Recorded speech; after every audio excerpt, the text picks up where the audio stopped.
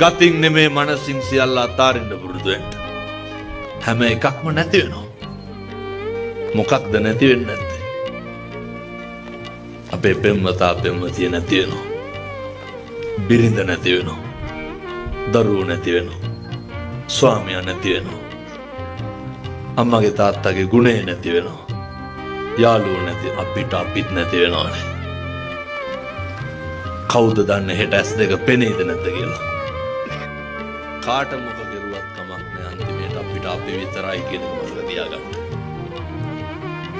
ඔය කරන සෑම අකුසලයක් අපේ ජීවිතේ හැම තැනකදීම විඳවන්න වෙනවා.